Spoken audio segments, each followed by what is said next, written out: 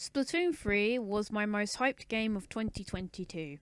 Depending on who you ask, they might agree with my point or tell me they should have picked insert game here instead. But regardless of what you think, Splatoon 3 has been one of the games I have played the most as of recently. If you know me, I am the Splatoon girl. I was there day one, Splatoon 1, and I am riding or dying, baby. But anyways, let's get some disclaimers out of the way before we start talking about the topic of this video. Yes, I know, Final Fest has not happened yet. The big run has not happened yet, as of recording. And we only just got announced, Summer Nights, a new special Splatfest type, which I am really hyped for. But I've already made a short video covering that, so if you want to hear my fangirly thoughts, you'll have to go there. But today's video topic, I wanted to talk about how I felt about Splatoon 3 almost 2 years since it came out. I liked it. I did. I mean, are you surprised? I just told you I was the Splatoon girl. Of course I was gonna like it. Now, let's get some stuff out of the way as well. This isn't all positive. It's mostly positive, but it isn't all positive. So without further ado, let's start positive with the stuff I liked. More hairstyles. That's a given. They can get very creative with their hairstyle designs, so I obviously liked the Otzoling hairstyles. Tender twists, ride or die until inevitably the next one takes it over. The next point, no more gender locking. This doesn't sound like much, but it is quite a big deal. Here's an example of how gender locking is positive. In Splatoon 2, if you owned the Splatoon 2 Inkling Boy amiibo, you'd get the Squid Ninja outfit. If your character was a boy, you got a very cool mask to wear. But if you was a girl, yeah, you kind of wore an awkward hood. But Splatoon 3 said screw that and made it so you can choose which one you want to wear. So obviously I was really happy with that. The story mode, I also really liked it. It was a really good step up from the previous ones. And the fact that, spoilers, if for some reason you still haven't played this yet, it debated us. It made us think it's just like the other campaigns, except no, not really. I guess in the promotional material we could kind of get the hint, but yeah, it was just better when it was executed right in front of you. I just love that it just went from, alright, let's get the Zapfish from Octavia. Wait, why are you the first boss? Oh, okay, we're falling. Cool. But yeah, to be serious, I did like the story mode. The new weapon classes that were introduced in this game, I liked them. I especially liked the Splatanas.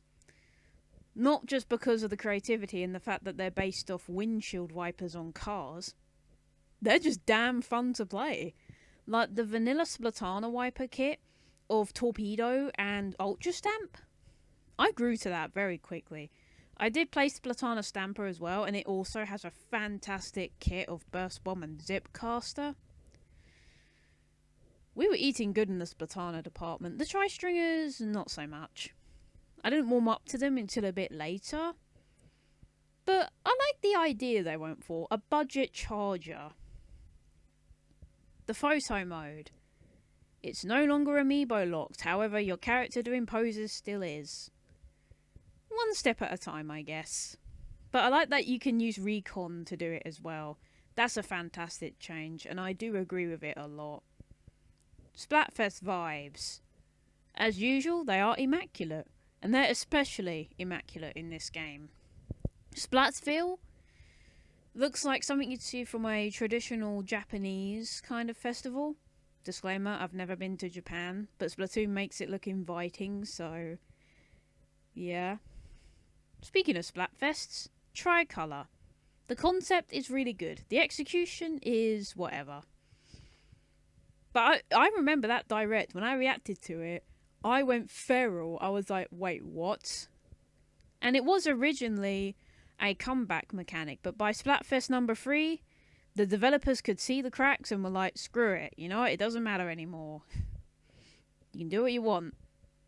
The soundtrack. I mean, if you're a Splatoon fan, you already know where this is going. It's really good. The story mode, as usual, has the most zany soundtrack out of all of the game. Fine by me. Presets. In Splatoon 2, if you wanted to save your gear, you had to buy an amiibo, son. But Splatoon 3 said, screw that. We're gonna let you do it, and nothing will be amiibo locked anymore. So, I think that's really nice. Side order. I liked it a lot. It's not going to be Otto expansion purely because of how much of a big deal it was. But for what it did, I really liked it. Splatoon roguelite? Count me in.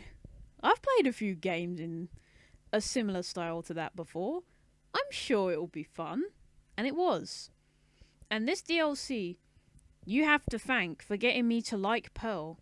Because back in the Splatoon 2 days, I used to hate Pearl.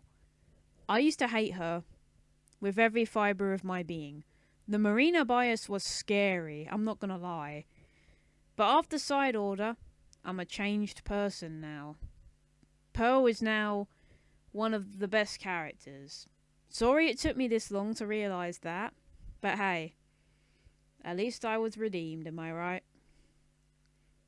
Nintendo making it really obvious now that Pearl and Marina, especially on Marina's end, they really like each other. I mean, Splatoon 2 already made it decently obvious through both the news announcements and Otto expansion that Marina's really into Pearl. But when Side Order came out and I got to see the lovely dialogue, they're basically jangling keys in front of us now. Come on, Nintendo. Don't be cowards. Give us the squid lesbians we desire. That got a bit out of hand. The Mr. Grizz reveal. Spoilers again if for some reason you still haven't played that story mode. He's just a bear. The one outcome that most people didn't want, but still found it funny regardless. A bear. I don't have much else to say to that. Deep Car. I wasn't so sure with them at first. I mean, Big Man obviously I liked, because come on. He's Big Man. How can you say no to a manta ray called Big Man? Shiver I thought was alright, but I was not a fan of Fry. I know, very controversial opinion nowadays, but once again, I'm a changed person now. Their boss fights were really cool, and I guess did warm me up to him a bit. But, yeah, I'm changed. I like Big Man. I understand the reason why Fry is the way she is now, and I've accepted that. And I do think Shiver's design is cool. It's just a shame that the fan base ruin her because they're so damn toxic. But yeah, and Big Man's name in general. I don't know if Nintendo was meaning to please the meme part of the fan base or if it's just pure coincidence, but more of this please, Nintendo. We like funny names. Robo Romin. If you know the map name, you know what I'm talking about. It's one of the maps that is actually really well designed. Shocker. But we'll get to map designs in a bit. Robo Roaming I like, so far. Giving it the crown of best designed map in my opinion. It actually has flank routes. Wow, that's so rare. I didn't know how starved we were of them until I played Splatoon 1 before the servers were killed. We were really robbed. But yeah, short end of it, I like that map. The pool system. This wasn't introduced until a little later into Splatoon 3's lifespan, but brilliant change. It's especially useful for Nintendo YouTubers.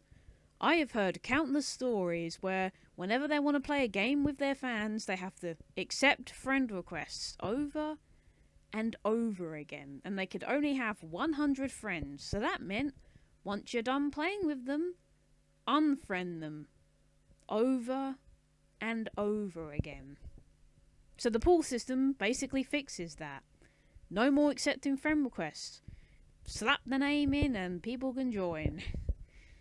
Yeah, to be honest, I do really like this change. It is such a good change. Why it wasn't there on day one, I don't know.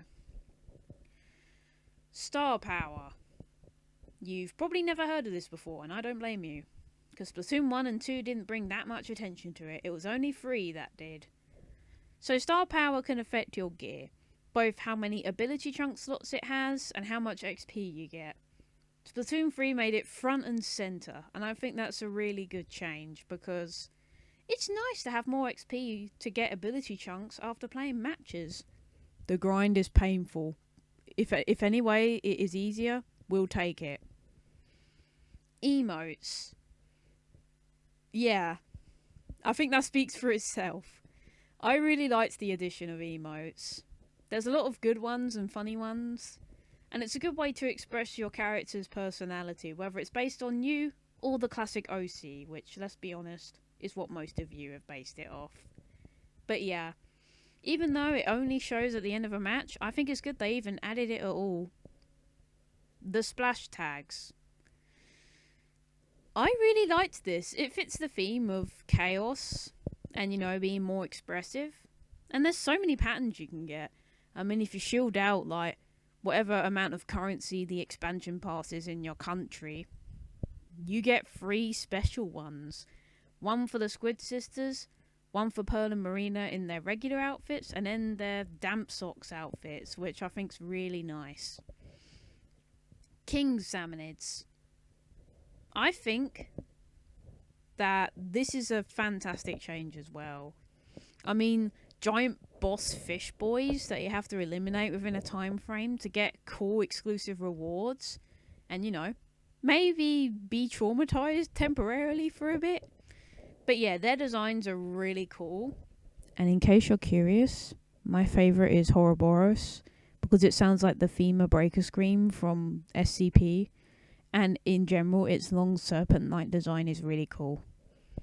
But yeah, all of the designs are really good, and their gameplay mechanics are pretty interesting. Okay, here we go. Time for the negatives. Yeah, people love being negative. That's why Twitter exists. So, the maps. I mentioned a map earlier. The maps were mostly Tetris blocks. Doesn't sound like much, does it? And I initially didn't think that either. But then when I realised when I constantly died to charges, explosives and splatlings every match, it finally awakened. They are the best weapons to use in most maps, because you can just cheese it. Got a shooter that's trying to take over the splat zone? Just mow them down with the Hydra. Or Charger. Either works. But yeah, the map design's not great for most of the maps. And if you play those weapons, congrats. You are getting so many kills, and you're possibly ruining the fun for everyone. And the maps also had little to no flank routes, which I didn't know we desperately needed until I played Splatoon 1 before it got killed. Ability chunk grind. I mentioned it earlier. It sucks, but we all have to do it. But Splatoon 3, for some reason, the RNG is trash, even if you have a drink ticket active. It got so bad that I had to search up the best gear to wear for what ability chunk I wanted. And sure, it made the grind slightly less painful, but you shouldn't have to worry about that right from the get-go, so that's not exactly great. Judd doesn't give you Super Sea Snails anymore.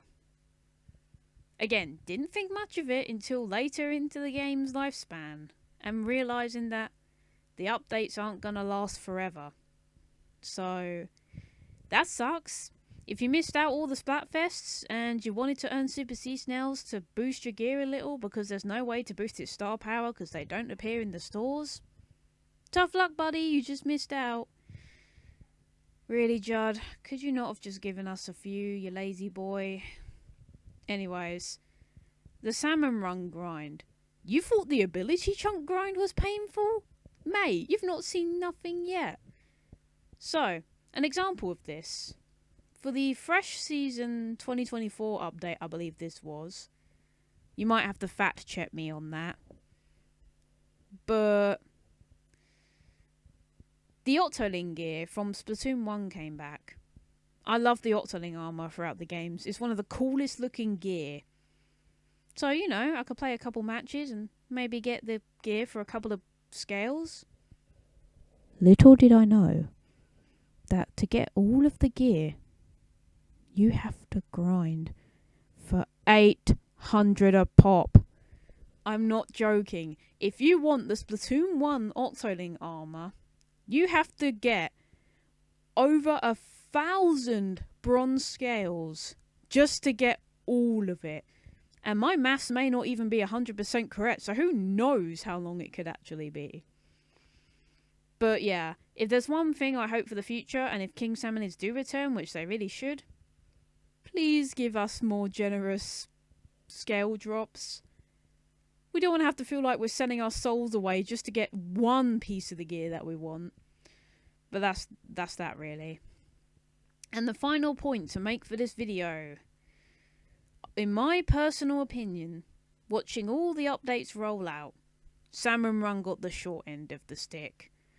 Crazy, right? You'd think, but Lily, what are you talking about? They added egg throwing. That's one of the biggest quality of life updates.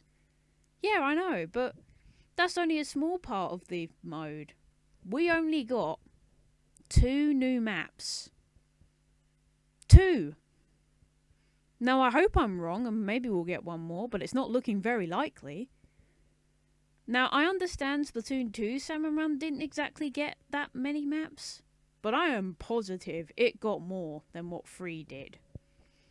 But yeah, really unfortunate, honestly. Hopefully, we'll get justice for Salmon Run, or whatever it's called in Splatoon 4. So that's how I felt about Splatoon 3's whole update cycle. Again, I made disclaimers at the start of the video. I am aware nothing's been confirmed to be the last of whatever it is. But we're getting close to that point. In general, I still thoroughly enjoyed Splatoon 3. And it has a lot good for it. As I mentioned, there's a lot of quality of life features that really did add a lot to it. We actually got a lobby for matchmaking this time, instead of staring at a list of names for 3 minutes or whatever. But I have one more negative to say before I leave you for this video. What happened to the Brellas? Nintendo, what did you do? They're useless now. I used to play them in Splatoon 2. They were fun. Why did you make them suck? But that's my own little nitpick, and one of the negatives I cannot forgive them for. But anyways, let me know how you felt about Splatoon 3's update cycle, and let's see how well this ages. Thank you guys for watching, and I will see you in the next video.